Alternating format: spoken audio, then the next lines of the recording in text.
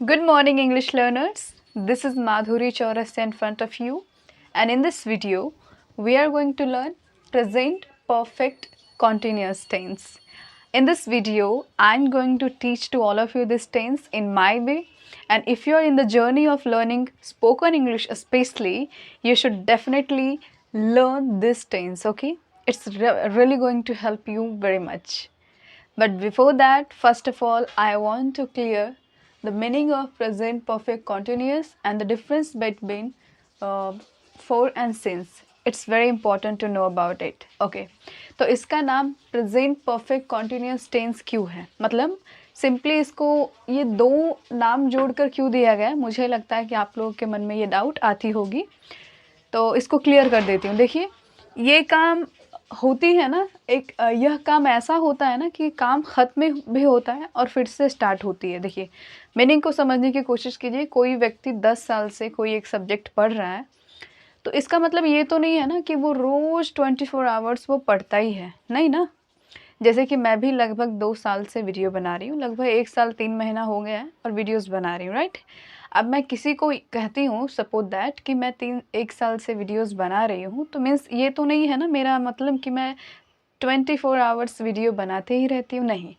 उस दरमियान मैं हो सकती हूँ कि काम भी करती हूँ कुछ और, वीडियो बना के अपलोड कर देती हूँ, ख़त्म। फिर और भी काम होती है, उसे कंप्लीट करती हूँ। पर बोलने के टाइम पे तो यही कहती हूँ ना कि मैं 1 साल से वीडियोज़ बना रही हूँ।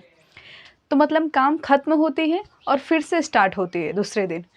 तो पहले तो काम ख़त्म होता है तो उसके लिए प्रेजेंट परफेक्ट, और फिर उसके दूसरे दिन स्टार्ट होती है उसके लिए कॉन्टिन्यूस। इसीलिए इसका नाम कहीं ना कहीं प्रेजेंट परफेक्ट कॉन्टिन्यूस रखा गया है। अगर समझ में आया है तो अच्छी बात है। अब इसके अंतर समझते हैं। फोर और सिंस का मीनिंग क्या होता है। यहाँ पे इस टेंस में बहुत बार यूज़ किया जाता है फोर और सिंस। देखिए, फोर का यूज़ हम लोग ना फॉर ड्यूरेशन के लिए यूज़ करते हैं। आई नो कि तो समझ में थोड़ा आना मुश्किल है। देखिए, जब भी आपको कोई कहता है ना कि कोई काम 2 घंटे से हो रही है, 2 दिन से हो रही है, या फिर आपको कभी भी ना कैलकुलेशन करने में ऐसा फीलिंग आए, अच्छा अच्छा, ओ अच्छा अच्छा, उस समय से समझ गया समझ गया। मतलब कि अगर मैं आप लोगों को कहती हूँ ठीक है, जैसे कि हम लोगों का स्वतंत्रता दिवस कब मनाया जाता है, 15 अगस्त को 1947 में हुई थी, हम सबको पता है। अगर कोई व्यक्ति कहता है अच्छा पता है जो है ना 78 या 77th इंडिपेंडेंस डे मनाया जा रहा है, अब कोई न्यू व्यक्ति को आप ये बात बोलते हैं तो उसको थोड़ी ना पता चलेगा कि वो 1947 से, तो वो इस साल से जोड़ेगा और कैलकुलेट करेगा कि वो अच्छा अच्छा इसका मतलब 1947 से किया जा रहा है। वो इस तरह से कैलकुलेट करेगा और उसको समय लगेगा, यानी जब भी ओह अच्छा समझ गए इस तरह से, तो उसके लिए 4 लगता है, ठीक है। और जैसे एग्जैक्ट आपको टाइम पता चल जाता है कि अरे मॉर्निंग से हो रहा है, 2 बजे से हो रहा है, या फिर कल रात से हो रहा है कोई काम, या फिर 2019 से हो रही है, यानी कि एकदम एग्जैक्ट आपको पॉइंट ऑफ टाइम दे दिया जाए ना, तो सिंस का यूज होता है। अगर इतना भी नहीं समझ में आ रही तो सिंपली जब भी आपको कैलकुलेशन करने में टाइम लगे, अच्छा अच्छा अच्छा समझ गए तब से कर रहे हैं, तो उसके लिए 4 लगाइए। और एग्जैक्ट आपको टाइम पता चल जाती है तो सिंस का लगाइए। अब इसके सेंटेंसेस फॉर्म करके वीडियोस नहीं देखे हैं present simple tense, continuous tense and present perfect, first of all go and watch that video. I will mention here in the corner of this video. और इससे पहले ये समझना ज़रूरी है कि देखिए, आप सबको पता होगा कि 7 सब्जेक्ट होती है और आई वी यू दे के साथ हैव बीन यूज़ होता है, ठीक है, हैव बीन। और ही शी इट और नेम के साथ हैज़ बीन होता है। मैंने यहाँ पे लिख दिया है, आप लोग नोट डाउन कर लीजिएगा। Have, has, been plus ING, ये मैंने सिर्फ ऐसे नोट पॉइंट के लिए रखा है ताकि आप लोग इसको ध्यान में रखें तो भी अच्छा है, नहीं तो कोई दिक्कत नहीं, पर हाँ इसको लिख लीजिएगा ऐसे नोट पॉइंट करके। Have, has, been plus ING, verb के साथ आईएनजी लगा हुआ रहता है। देखिए असर्टिव सेंटेंसेस मैंने यहाँ पे लिखा है, I have been learning English for 5 years। मैंने अपने ऊपर ये एग्जाम्पल लिखा है because I have been learning English for 5 years। तो आई, जैसे कि मैंने बताया, आई के साथ हैव, बीन हो गया, आई हैव बीन लर्निंग। मैंने बताया था ना वर्ब के साथ आईएनजी यहाँ पे लिखा हुआ है, तो आईएनजी हो गया। और इंग्लिश फॉर 5 years, 5 सालों से मैं सीख रही हूँ, फॉर 5 years।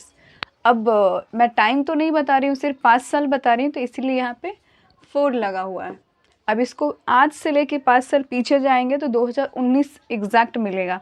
तो मैंने नीचे में यहाँ पे सिंस 2019 भी लिखा है, अब देख सकते हैं यहाँ पे, इसलिए मैंने नेक्स्ट सेंटेंस फॉर्म किया, she has been learning English since 2019।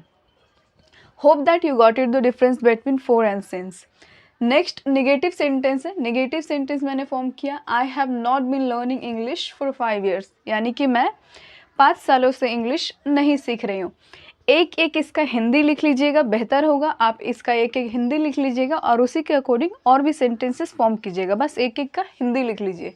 Next है, she has not been learning English since 2019। She has been not learning English since 2019। याद रखिए कि नॉट ये जो है ना हेल्पिंग ऑफ हैव हैज़, उसके बाद यहाँ पे यूज़ करना होता है। ओके, तो आगे का देखते हैं। So now we are going to learn interrogative sentences and interrogative plus negative sentences. ये भी ज़रूरी है, एक इसका हिंदी मीनिंग ज़रूर लिख लीजिएगा, ऐसे हिंदी जो होगा वो लिख लीजिएगा और उसके अकॉर्डिंग फॉर्म कीजिएगा।